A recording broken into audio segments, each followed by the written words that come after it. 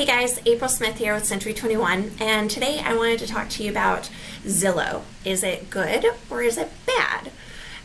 There are definitely some pros and cons to using Zillow. I think it's got a lot of good information for some buyers. That's usually where they start their search, is on Zillow or one of those similar websites. So Zillow, it has good information about the local area and demographics, and it's going to give you a vague understanding of values in that particular city or neighborhood. But it's not going to be exactly as accurate as you would want it to be.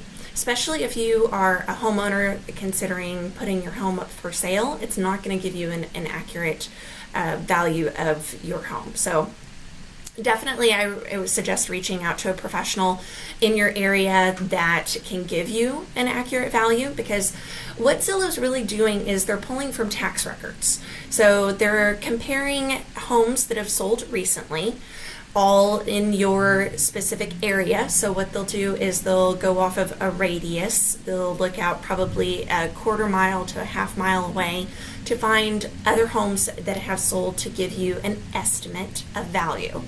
So what they're really doing is they're comparing it based off of square footage and what the other homes have sold for.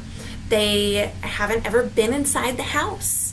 So one of my favorite things to ask people, if they say, oh, well, Zillow said that my house was worth $800,000. Like, that's fantastic. When has Zillow been inside your home? When did they come take a tour? Even I can't give you a good estimate of value unless I see the inside of the house.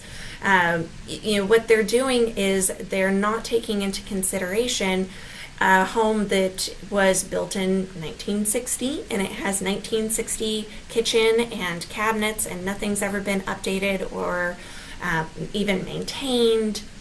And they're taking that sale and comparing it to maybe your house was built in 2010 and it had all of these lavish upgrades and granite countertops and maybe a hot tub outside.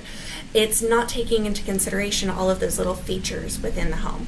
So all it's doing is pulling bedroom count, bathroom count, square footage, and bam, there's your estimated Zestimate. So they're never really taking into consideration those upgrades. What they could be doing is pulling a sale from a quarter mile away. Let's say your house, the entire neighborhood, it's a tract home. It's really easy to pull comparable sales on a tract development. Everything in that neighborhood was all built in 1995. And they're all either 3 or 4 bedrooms, and they're all within the same square footage, 15 to 1800 square feet. So it's really easy for them to pull up an estimate of value based on those comparable sales. But let's also take into consideration that they haven't been inside the home. They don't know the condition of it.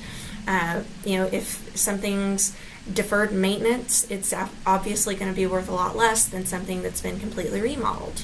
It doesn't take those things into consideration. For that, you need to get a professional.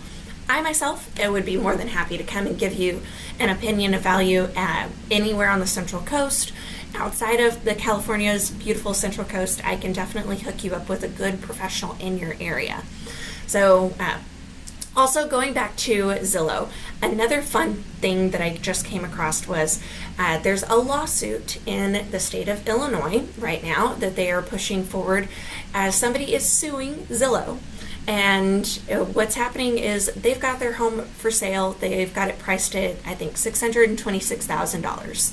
Well, Zillow says that it's only worth $520,000. So, that's a huge difference. And the real estate attorney is trying to start this lawsuit against Zillow to, have them stop. One of the things that they're addressing is in Zillow's Zestimate verbiage that they provide, they're using a lot of the same lingo, terms, and literature that are found within an appraisal. And it's obviously not an appraisal. It's for an appraisal, you need to call an appraiser, not just Zillow. So they're taking that verbiage and they're calling their Zestimates appraisals, basically. The other thing that they're suing for is how can you how can you put a value on something that you've never been inside of? And then also, if I don't give you permission, you're not allowed to post that. So let's say you've got your home, you can find that address on Zillow. You don't want that information out there. That's something that they're also trying to address. I think it's kind of interesting that this is the first lawsuit against Zillow. We live in a sue-happy country, unfortunately, so I'm not surprised that it's come about. I'm surprised kind of how long it took to get there. So that's my spiel on Zillow. It's got some good information, but then if you really want the hard facts, you need to contact a real estate professional to help you with that. So reach out to me, April Smith, Century 21 in Paso Robles, and that was your Friendly Friday. Bye-bye.